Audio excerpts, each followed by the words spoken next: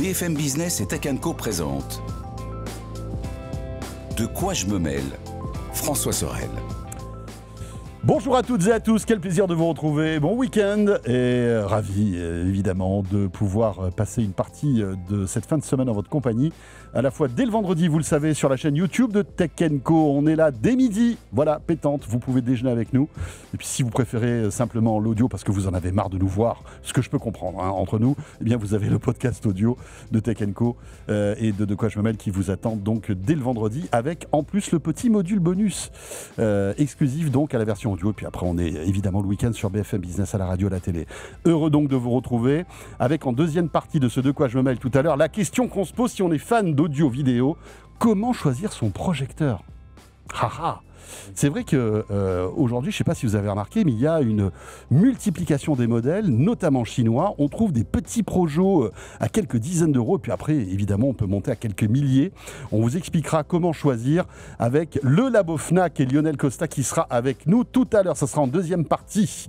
Je vous rappelle le hashtag DQGMM pour nous suivre. Un grand merci d'être là et bienvenue à vous toutes et à vous tous.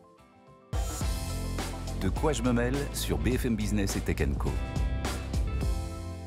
Le club de la presse IT pour commencer, vous l'avez demandé, vous l'avez crié dans la rue, je le sais, avec les banderoles, etc., etc.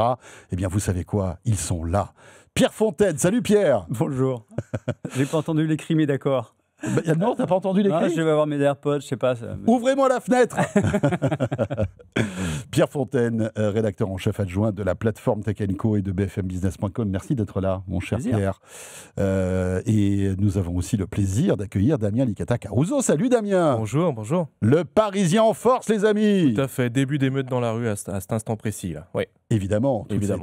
Toutes ces personnes qui sont là, qui crient ton nom, Damien. Il y a même des robots, il paraît. Il y a même des robots. Il y a même des robots. Ouais, alors les problèmes des robots, c'est que parfois, ça marche pas trop bien. Non.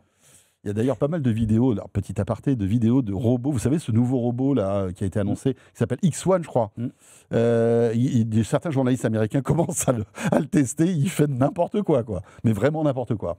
Et c'est assez drôle. Je vous invite à regarder ça sur les réseaux.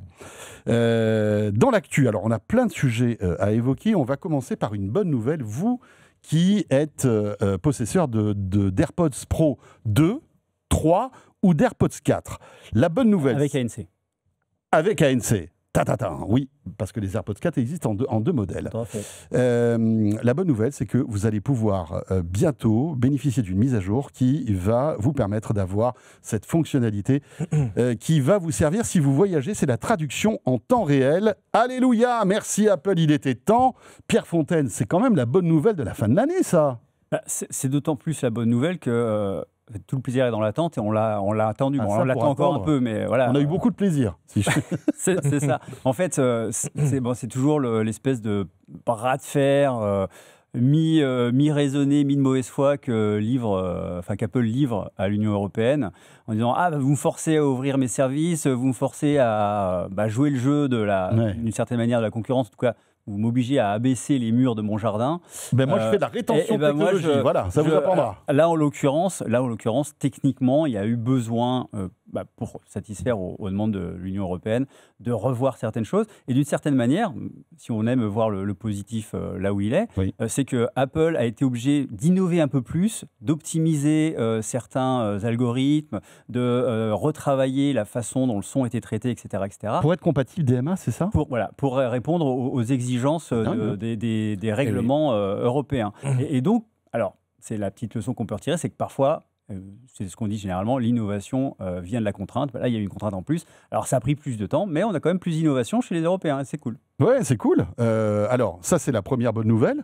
Damien, est-ce que tu avais testé cette fonctionnalité? J'avais testé effectivement cette fonctionnalité à Cupertino quand ils l'ont lancée et j'étais vraiment bluffé de l'expérience. Je m'attendais à ce que ça arrive assez rapidement en France. Tu mets tes AirPods. Tu mets tes AirPods. Il y a deux façons de procéder. Soit les personnes, ton interlocuteur a aussi des AirPods et un iPhone compatible, donc compatible avec Apple Intelligence. On rappelle, c'est à partir de l'iPhone 15 Pro. Et dans ce cas-là, vous pouvez engager un dialogue et chacun aura ses oreillettes. Chacun a ses AirPods. L'autre option, vous êtes tombé sur quelqu'un qui n'a pas un iPhone ou qui n'a pas les AirPods compatibles. Dans ce cas-là, il y en a beaucoup en France. Hein. On ne va pas rappeler les chiffres du marché, mais tout le monde n'a pas d'AirPods et tout le monde n'a pas d'iPhone, surtout. On plaisante, les gars. Commencez pas à nous bâcher sur YouTube. Voilà. On sait que. On vous embrasse dans les commentaires, mais effectivement, il y a des gens qui ont des AirPods et un iPhone, et il y a des gens qui ont des modèles sur Android qui marchent tout aussi bien. Tout à fait. Et qui vont bientôt être d'ailleurs interopérables avec Apple. C'est un peu aussi l'annonce au passage. Et donc, ce que vous pouvez faire, au pire, vous allez communiquer quand même, parce que vous allez pouvoir montrer l'écran de votre iPhone à votre interlocuteur qui n'a pas la chance d'avoir un iPhone et des AirPods compatibles. Et ça va quand même traduire dans des langues différentes qui sont l'italien, l'allemand, l'anglais, le chinois, le japonais, le coréen. C'est plutôt pas mal. Pas mal. Et donc, en fait, ton téléphone devient un sous-titre, quoi. C'est ça. Tu vas pouvoir afficher... sous-titre ta conversation en temps réel. Ouais. Tout à fait. Avec une petite latence. On avait fait le test, il y avait 2-3 secondes de latence. Ça ne va pas brouiller complètement la conversation, mais c'est vrai que ça peut créer une petite frustration. Je pense qu'il y a quand même une marge de progression dans tout ça. Et que ça aurait été optimisé d'ici la sortie, d'ailleurs. Enfin, on peut l'espérer, en tout cas. Ça aurait pu l'être, en tout cas. Mais après, il y a quand même... Le problème, c'est qu'il y a quand même des étapes incompressibles qui sont, pour l'IA, de traduire déjà l'audio en texte, de l'envoyer vers l'iPhone. L'iPhone en faire tout le travail avec sa puissance. C'est en local, c'est important. C'est fait en local, c'est l'avantage de protéger ta conversation. C'est important, ça. Les serveurs d'Apple ne sont contactés à aucun moment pour ça. Tout est fait en local avec la puce. Enfin, la puce IA d'Apple sert à quelque chose, parce que là, elle était plutôt à la cool sur son Mac. Elle n'était pas sollicitée sur Siri, en tout cas. C'est bon. Qui sollicite Siri? Non, j'ai rien dit. Non, mais effectivement, tout est fait en local, donc la puce est sollicitée, et c'est quand même, une fois encore, l'intégration. C'est pour ça que je disais, avec un peu de chance, ils auront optimisé tout ça, parce que les algorithmes, quand on perfectionne l'entraînement, on peut espérer gagner en efficacité, donc réussir à réduire la latence. On parlait Damien, pour réussir à ce que ce soit plus fluide, parce que effectivement, quand on parle avec une latence de, je sais pas, 2-3 secondes ou même 1 seconde et demie, ça casse un petit peu un rythme de conversation naturel. Donc plus la friction est réduite, mieux c'est, quoi. Mais ça, je pense que ça. Et après, il faut relativiser la latence. On revient loin. Avant, on est passé par un Google Translate ou d'autres. Il y avait une latence qui était inhérente. Pire, on devait apprendre la langue. On devait suivre les cours d'LV2 à l'époque, Quelle horreur, quelle horreur. Mais parfois, c'était agréable. Mais maintenant, c'est bon, on n'a plus besoin. Mais on se rend compte que finalement, tous ces outils-là vont nous rendre encore plus paresseux, quoi. C'est un peu le GPS du cerveau, quoi. Je pense que si on a appris la langue, si on a le plaisir d'apprendre la langue, c'est clair, c'est génial. Et puis, ça dépanne, parce qu'effectivement, je pense que c'est arrivé à tout le monde de se retrouver. Moi, quand je suis allé, par exemple, la première fois en Chine et je parle 3 mots de chinois et encore, par moments, c'était compliqué. C'était vraiment très compliqué. Donc, avoir cette fonction-là, c'est quand même quelque chose qui fluidifie et qui enlève du stress quand on se promène dans un pays dont on ne parle pas du tout. Tu as raison, mais c'est vrai qu'aujourd'hui, avec l'avancée de ces technologies et la rapidité avec laquelle ça se propage, aujourd'hui ça arrive sur Teams, c'est sur les PC, enfin on a plein de systèmes de traduction en temps réel. Tu peux te dire qu'aujourd'hui, ça devient plus obligatoire d'apprendre une langue pour pouvoir échanger avec des gens, tu vois. Quand tu es en visio, quand tu es maintenant même en physique avec ces AirPods, c'est plus une obligation, alors qu'avant c'était obligatoire. Tu vois ce que je veux dire? C'est ça qui est intéressant. Après, c'est un débat complètement philosophique et qui sort de la technologie, mais avec le langage vient aussi, l'apprentissage du langage vient aussi la connaissance de la culture, bien sûr, qui crée des affinités, etc. Donc là, c'est presque un débat sociologico-philosophique, mais c'est aussi... Ouvrons-le d'ailleurs, entamons-le, mesdames et messieurs. Pour faire un numéro spécial, vous avez mettez-moi j'avais préparé absolument ce dossier, c'est parfait. Je sors mon tableau Velleda. Non, mais ce que je veux dire par là, c'est effectivement ça facilite les choses. Peut-être que on sera un peu plus enclin à la paresse, mais ça ne remplace pas non plus l'apprentissage de la langue et de la culture. Alors, d'un côté, Apple nous offre cette mise à jour qui est d'ores et déjà disponible si on télécharge la bêta, je crois. La version bêta, effectivement. Donc voilà, et en fait, tout le monde peut y accéder. Il suffit simplement de choisir dans les mises à jour, enfin de créer. En fait, il faut s'inscrire. Créer un compte développeur. Voilà, créer un compte développeur, et à partir de ce moment-là, sur votre iPhone, vous avez la possibilité de télécharger les bêtas. Et donc, à ce moment-là, vos AirPods se mettront à jour et vous aurez cette fonctionnalité. C'est ça, hein, l'idée. Normalement, la bêta, enfin, encore que les bêtas, maintenant, elles sont accessibles. Je crois qu'elles sont accessibles. Même sans compte Maintenant, il n'y a plus besoin de développeur. compte développeur, il me semble, pour les bêta développeurs. On va les voir, on va Et checker. enfin, pour celle-ci, j'ai pas vérifié, mais pour les dernières bêta développeurs, on a, enfin, en tout cas, alors c'est vrai que j'ai un compte développeur, donc peut-être que ça joue. Bon, enfin bref, Bref, on peu va importe. pas passer 2 Puis heures là-dessus. on attend L'idée, Oui, on attend quelques on semaines. passe après, vraiment. mais vous pouvez d'ores et déjà le tester, allez voir un peu, il y a des tutos sur Internet. Deuxième chose qui est intéressante, c'est que Apple vous donne ça, mais Apple vous retire quelque chose. Parce qu'avec la même mise à jour, vous allez perdre, alors j'allais dire une fonctionnalité de l'Apple Watch, oui, parce que finalement c'est un confort que proposait l'Apple Watch. Est-ce que tu peux nous expliquer ce qui va se passer? En fait, très simplement. Toujours à cause du DMA. Hein. Toujours, Parce que là, en fait, c'est toujours la question de. C'est un jeu où Apple, entraînant des pieds, joue le jeu des textes, des réglementations européennes qui s'imposent à l'entreprise. Donc là, en fait, jusqu'à présent, les réseaux Wi-Fi auxquels accédait l'iPhone étaient transférés automatiquement à la Watch pour qu'elle puisse se connecter. Par exemple, si je me connectais au réseau du studio avec mon iPhone, ma Watch pouvait se connecter. Bon, déjà, bon courage. Hein.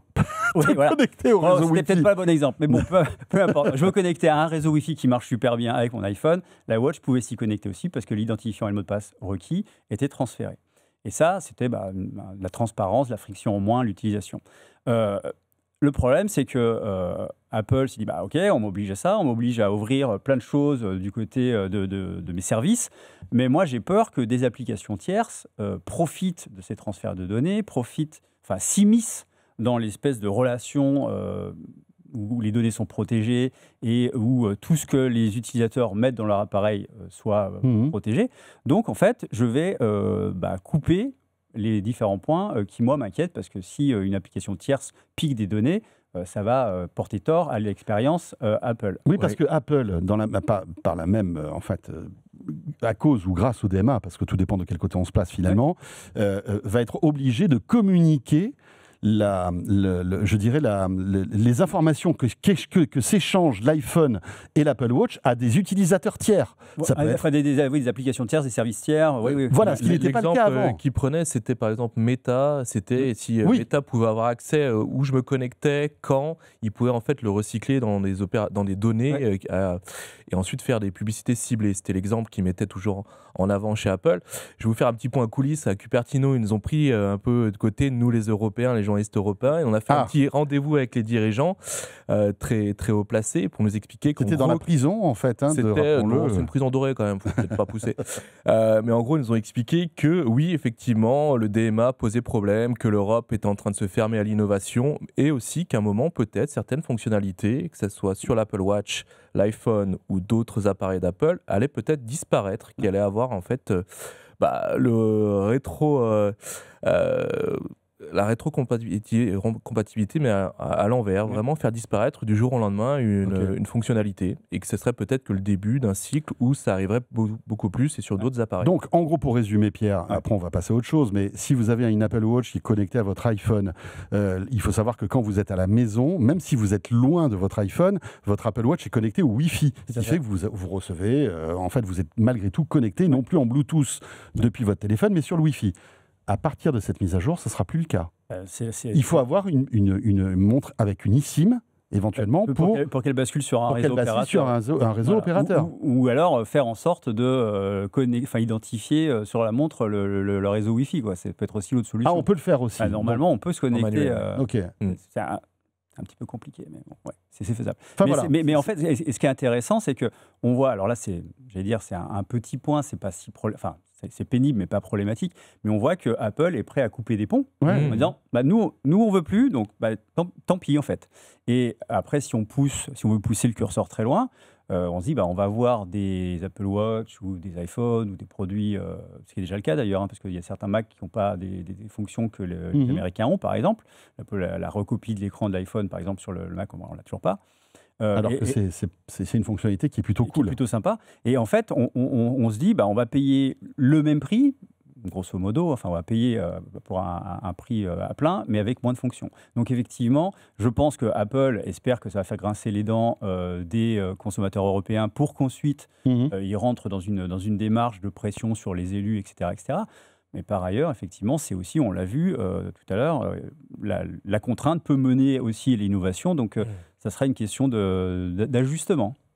Bon, voilà, écoutez, on n'est pas à l'abri d'autres bonnes surprises et mauvaises surprises dans les semaines et les mois qui viennent. On vous racontera ça, bien évidemment, en temps réel. Autre actualité liée à Apple. Alors c'est toujours, là on rentre dans les rumeurs, mais vous savez que les rumeurs de Mark Gurman sont quand même assez probables. Ouais. Et ce qui est intéressant, c'est que Apple plancherait sur un nouveau MacBook low cost. Alors, j'aime pas trop associer le mot low cost à Apple parce que, voilà, on n'aura jamais un MacBook à 400 €, hein, ça c'est clair. Mais en tous les cas, moins cher que les MacBooks actuels, justement pour combler, en fait, une espèce de trou dans la gamme entre les iPads et les MacBooks, d'après ce que j'ai compris, ou les MacBook Air. Apple réfléchirait à faire quelque chose de moins cher, moins puissant, bien évidemment, mais qui pourrait, malgré tout, être un Mac d'appoint, quoi, en quelque sorte.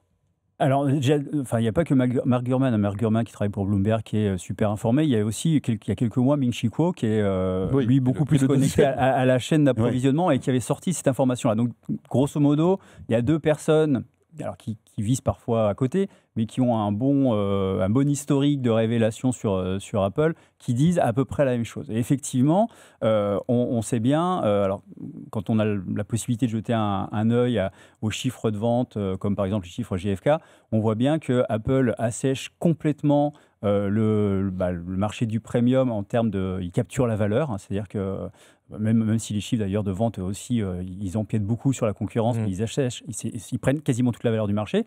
Mais en revanche, jusqu'à présent, en dessous de 1 000 €, ils n'étaient pas vraiment là. Et là, sauf certaines promos, etc. Oui, sauf évidemment des promos Friday, ou aux États-Unis, par exemple, il y a des modèles en M1 qui sont encore vendus, qui sont vendus autour de 600 et quelques dollars. Donc oui, et c'est d'ailleurs la force d'Apple, c'est que maintenant qu'ils contrôlent parfaitement la conception de leurs puces, c'est très facile de continuer de garder au catalogue certaines puces et de les glisser dans les produits qu'ils veulent pour dire, celle-ci, elle est complètement rentabilisée, ça fait 3 ans qu'on l'a faite, elle nous coûte rien, on la met là, on la met dans un produit, et donc du coup, on maintient notre... Parce que l'ambition d'Apple, c'est de garder sa marge sur tous les segments de marché, c'est assez normal. Et donc là, ça lui permet ça, sur des appareils... Alors, les prix qui sont donnés, généralement, c'est très largement en dessous de 2 000 $. Donc, ces prix-là, on pourrait imaginer un MacBook, alors je ne sais pas quel serait son nom, mais peut-être même MacBook tout court, hein, c'est une marque qui existait avant, qui serait entre, 600 et... Un MacBook E, comme l'iPhone 16 je ne sais pas, ou MacBook tout court. Hein. Souvenez-vous, les MacBooks qui étaient nés sans qualificatif aucun. Oui, mais pour le qualifier, on va dire, pas d'entrée de gamme, mais en tous les cas d'abordable. Peut-être qu'ils les s'empiraient d'une certaine manière. Et surtout, ce qui est donc intéressant, je disais qu'ils servent de leur maîtrise des puces. Là, ça serait une puce d'iPhone qui serait dedans. Carrément. Donc, voilà, ce ne serait pas une puce M, comme toutes les puces qu'on a vues jusqu'à présent, ce serait une puce A. Et là, a priori, ce sera la 18 Pro, donc la génération précédente, si les rumeurs disent juste, évidemment. Voilà. Ce qui fait qu'on aurait donc un Mac relativement puissant pour des usages. Oui, après il faudrait voir la configuration. Il faudrait voir l'écran. Par exemple, ils vont peut-être rogner sur l'écran, faire du LCD, revenir à des écrans un peu. Oui, on aurait un 13,6 pouces d'après ce que j'ai pu lire. Ou un écran plus petit. Après, il ne faut pas que les bordures soient trop grosses. Mais on peut se dire qu'on pourrait avoir quelque chose de très fin parce que le but, c'est quand même de dégommer les Chromebooks de Google et les PC Windows en entrée de gamme. Et en fait, si Apple arrive avec macOS, avec l'intégration à son écosystème... Avec l'IA embarquée aussi dans les PC, dans ses MacBooks, parce que les PC IA n'arrivent pas forcément à décoller. Et on regarde les chiffres. Depuis le Covid, les ventes de PC ont fondu. Le seul à résister, c'est le MacBook qui commence à grignoter des parts au PC. Là, on est en train d'inverser les chiffres. Et effectivement, il pourrait essayer de maintenir cette avance-là, tout simplement en mettant un MacBook. On va l'appeler MacBook par facilité, et qui serait un équivalent d'un PC de moyenne gamme et qu'on chiffrerait peut-être en dessous du seuil psychologique des 1 000 €. Je pense que ça pourrait passer. Moi, on ne va pas rêver trop fort, mais souvenons-nous qu'il y avait un Mac à moins de 500 $, c'était le Mac Mini. on va pas, enfin pourquoi pas, mais en tout cas, 500, ça me paraît bas, mais pour les étudiants, 700, 800. Voilà, oui, pour les étudiants, pour même des flottes d'entreprises qui n'ont pas besoin de grosses puissances. On a une puce qui est capable de faire tourner Apple Intelligence. On a une puce qui va permettre une énorme autonomie.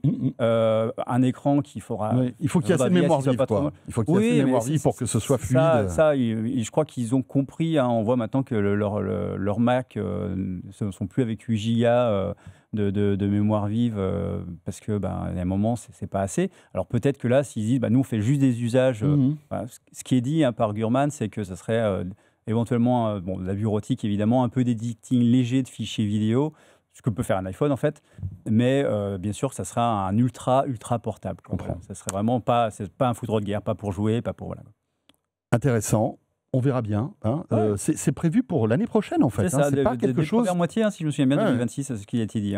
Voilà. Bon, à suivre donc. Dans l'actualité aussi de cette semaine, j'aimerais qu'on revienne sur un retour d'une marque chinoise de smartphone qui a bien galéré et qui a planté quand même un peu tout le monde il y a 3 ans. Je ne sais pas si vous vous souvenez d'Oppo, qui, à grand renfort de marketing, avait poussé sa marque en France et en Europe aussi. Roland Garros. Ils avaient mis les moyens, la Ligue des Champions. La Ligue des Champions, etc. Avec des produits en plus indiscutables en termes de qualité. Les téléphones Oppo haut de gamme font partie souvent des meilleurs téléphones au monde, en tout cas au niveau des standards du luxe. Et puis on se souvient qu'il y a 3 ans, d'un coup d'un seul, comme ça on n'a pas compris, Oppo se barre de la France, quoi. C'est la première fois qu'on voit ça, une marque de téléphone qui dit merci beaucoup, c'était super les gars, Roland Garros je vous le laisse là, je vous laisse tout, et je vous laisse aussi tous les téléphones, je laisse des ardoises, parce que en fait ils ont pas payé leurs fournisseurs, les distributeurs, etc. Les clients aussi se sont retrouvés dans une situation compliquée, avec une garantie qui était vacillante, pour ne pas dire plus. Et voilà que 2 ans après, Oppo revient. Eh oui, le grand retour de Oppo. J'ai envie de dire, ils remettent Oppo, mais est-ce qu'il fallait la faire, celle-là ? Effet de manche. Find X9 Pro qui arrive. Quel magicien. Voilà, le David Copperfield de la tête. Vous adorez ces effets de manche. Je ne peux pas vous en priver. Et du coup, vous avez reconnu un peu le design, on voit l'inspiration légèrement. Il est bizarre cet iPhone marron, je l'avais jamais vu de cette couleur. Couleur taupe. On m'a dit que c'était couleur taupe plus précisément. Ok. Pourquoi pas. Donc voilà, ils sont revenus effectivement avec. Je vais voir un peu ce joujou. Donc là, on est dans le... Oula, d'ailleurs... Il est costaud, on va dire. On va dire que c'est une arme. Ils ont beaucoup misé sur la résistance. C'est un beau pavé. Ah ouais. Il paye plus de 220 grammes, ouais. Ouais, c'est du très costaud. Bon, ils arrivent avec des ambitions sur du premium. Ils sont là, comme finalement, avant de partir, ils sont toujours dans la logique de vouloir remplacer Huawei, le grand frère Huawei qui avait réussi... Il y a un gros capteur. Qui avait réussi à faire en fait du premium, ce qui n'est pas donné à tout le monde, notamment aux fabricants chinois. Et depuis des années, les fabricants de smartphones chinois en France se battent. Il y a, pour en citer quelques-uns, Honor et compagnie, qui essayent de... Oui. L'interface, sans déconner. Alors franchement, il y a beaucoup d'inspiration. Je déteste faire du bashing, mais quand même, regardez l'interface en fait, quand vous glissez le doigt, d'ailleurs, c'est les mêmes gestes, les mêmes gestes que l'iPhone, vous avez quasi... la même configuration de raccourcis. Ils se sont inspirés des meilleurs, on va dire. On va dire ça. Pourquoi réinventer la roue quand la roue tourne bien, quoi. Mais Apple ne peut pas dire, attendez les gars, vous exagérez, arrêtez quoi. Je crois qu'Apple a arrêté ce combat il y a un petit moment. Ici, souvenons-nous au tout début de Samsung.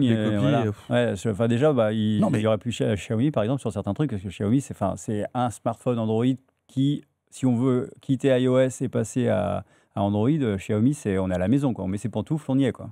Donc non, mais c'est vrai.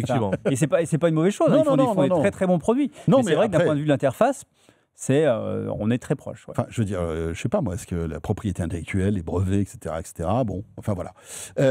Mais au-delà de ça, parce qu'on taquine Oppo, au-delà de ça, là, on est vraiment sur du haut de gamme. On est vraiment sur le haut de gamme, c'est du 1 300 €. Donc ils assument complètement leur prix, ils assument leur positionnement. Ils font partie d'un groupe qui s'appelle BKK, qui a 4 marques, donc Oppo, le navire amiral. Donc ils arrivent à se positionner sur le haut de gamme, ils l'assument complètement. Ils savent ce qu'ils ont mis dedans, il y a des brevets, il y a de l'innovation.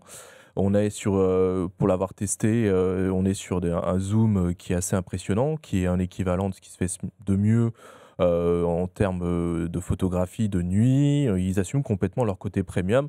Est-ce qu'ils vont réussir à en vendre? On sait qu'en France, notamment, c'est très compliqué. Il y a un duopole entre Samsung et l'iPhone, notamment sur le premium.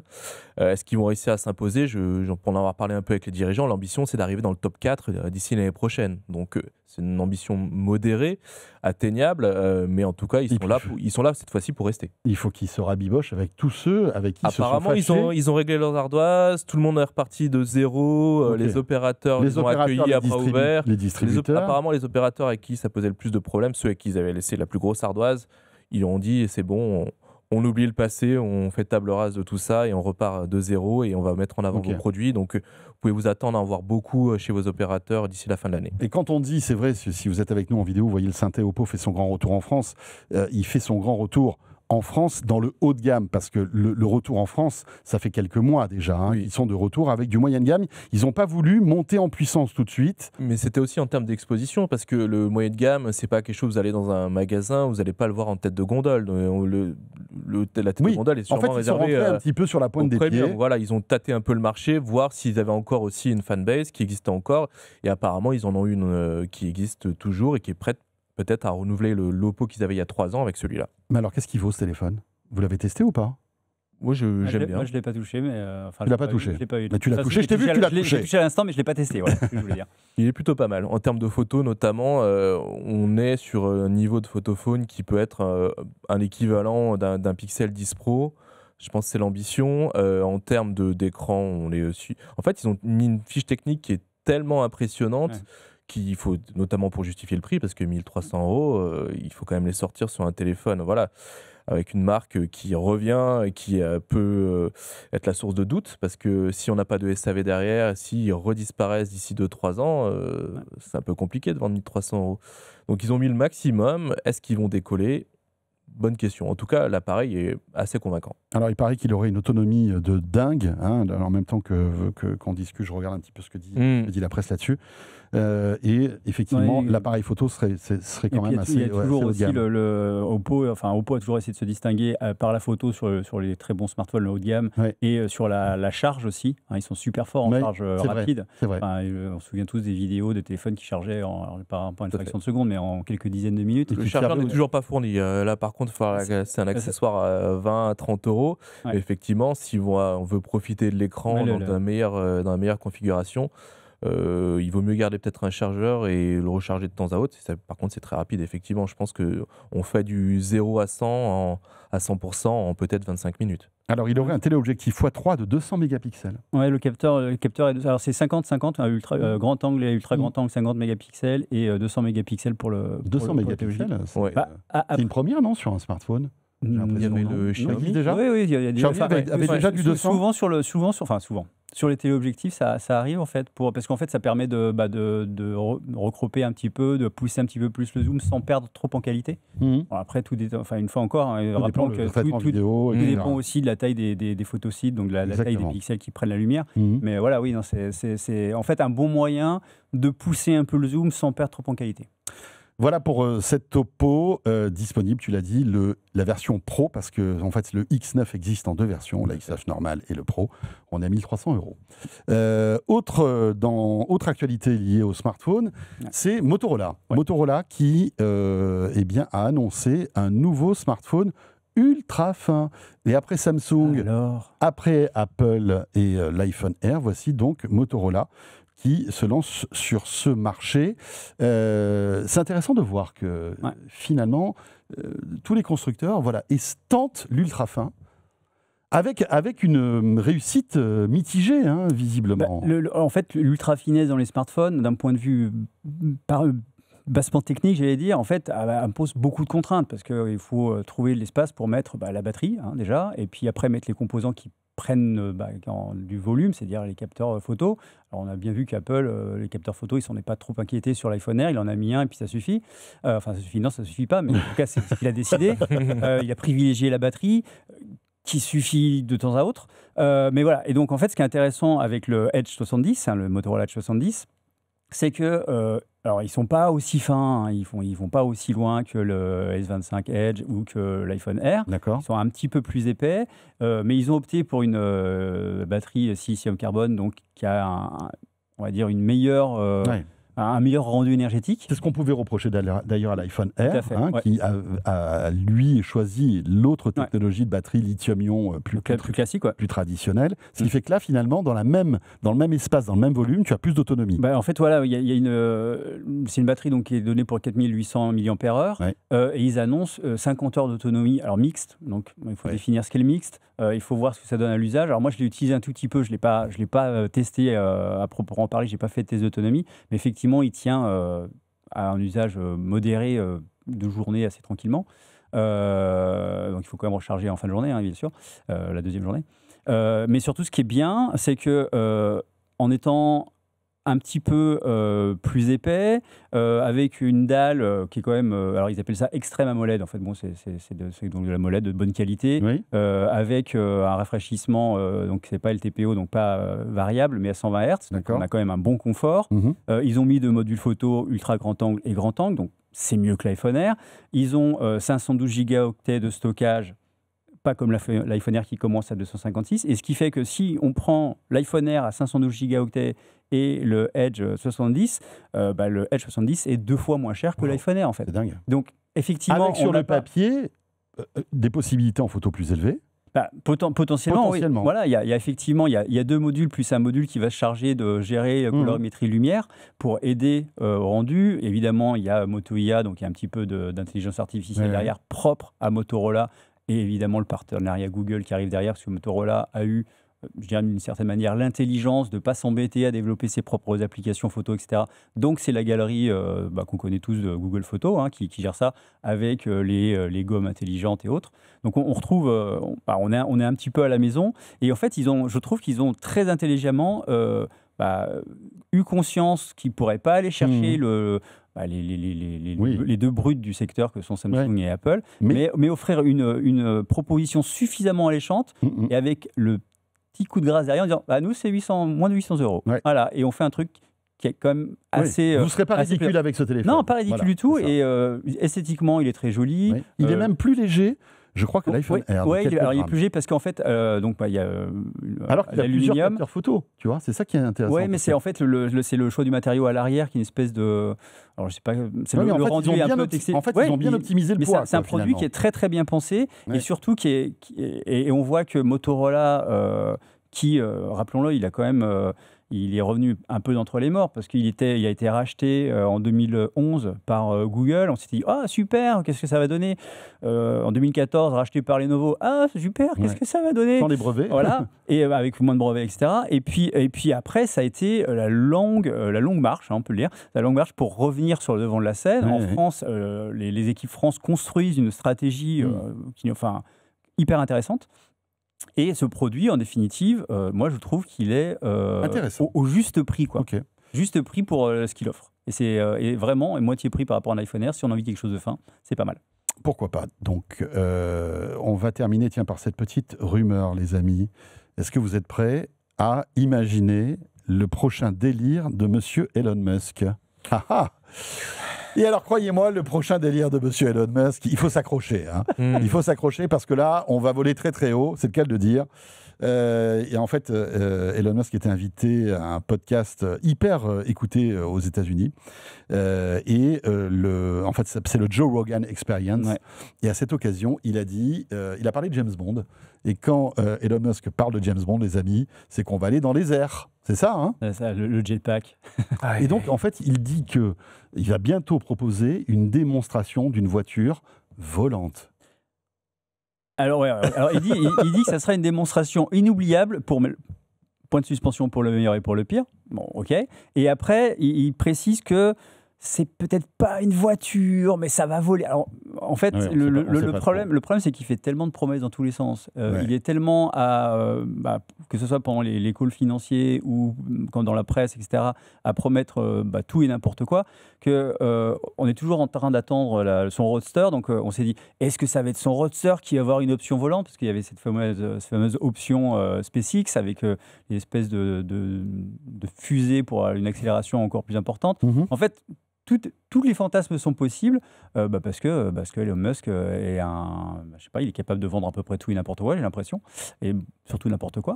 Et il envoie beaucoup d'amour aux gens aussi. Rappelons-le, non, c'est important. Donc voilà. Sauf aux fonctionnaires américains. Où là, il leur enlève de l'amour. Là, il fait comme ça. Oups là. Voilà, c'est ça.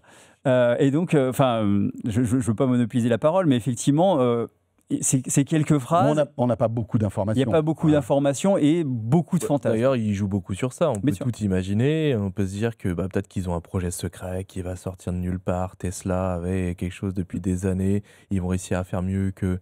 Parce que si on regarde un peu ce qui peut se passer dans le reste du monde, il y a plein de constructeurs chinois qui aussi ont envisagé d'avoir un véhicule volant ou même une voiture qui devient convertible. À un moment, tu l'emmènes sur une station et il y a un morceau de la voiture qui peut décoller. Enfin, il y a plein de formats comme ça. Donc peut-être qu'ils vont nous faire un effet zone 51 et qu'on va se retrouver avec un produit vraiment qu'on n'a pas vu arriver. Après, le problème des promesses d'Elon Musk, elles n'engagent que lui. Qui les croit. Voilà, que lui, et avec une distorsion du temps qui souvent est quand même assez importante. Et puis aussi, rappelons-le, un léger détail, les réglementations. Oui. C'est que généralement, quand on a un truc qui vole, il faut être un pilote. Oui, c'est ça. Et alors moi, je sais conduire une voiture, j'ai jamais conduit d'hélicoptère ou d'avion. C'est vrai? Mais qu'est-ce que t'es... Non, mais Sauf franchement, tu fais un véhicule autonome. Dans ce cas-là, tu te... Ouais, mais alors, vu comme il se comporte sur les routes, l'option autonome de il ne Tesla, respecterait pas la législation. je suis pas sûr. Et tu sais, je discutais avec des voitures au 3e étage dans le salon, quoi. Je discutais avec un ingénieur aéronautique qui disait que finalement, l'autonomie en vol, c'était plus facile que sur la route. Il y a moins de contraintes. Parce qu'il y a beaucoup moins de contraintes. Oui, Et alors après, il faut que techniquement, il y ait une redondance de tous les appareils pour qu'effectivement, s'il y a un problème, tu puisses atterrir. Ça, c'est certes. Mais après... Ouais. Il y a moins de... Enfin, ça dépend à quelle hauteur on vole, évidemment. Mais il y a moins de contraintes que des ronds-points, des stops, des CD de passage, des feux rouges. Soit dédié. Il n'y a pas de piétons dans les airs. Ils C'est préfèrent rare. des tunnels, peut-être. Ils préfèrent... Des tunnels dans l'air. Des tunnels dans l'air. Waouh. C'est un nouveau Là, on concept. part loin. C'est pas Burning Man. Hein. Merci beaucoup à tous les deux. On va se retrouver à la fin de ce De quoi je me mêle avec un petit module bonus de quelques minutes qui vous est réservé à vous qui nous écoutez en podcast audio. Pierre Fontaine de la rédaction de Tech & Co et Damien Licata-Caruso de la rédaction du Parisien. Vous restez avec nous. Comment choisir son projecteur? Vous êtes un fan de home cinéma, vous hésitez. Les meilleurs rapports qualité-prix, toutes les explications techniques, ce sera dans un instant avec Lionel Costa, responsable du Labo Fnac. Merci de nous suivre et à tout de suite. De quoi je me mêle sur BFM Business et Tech & Co.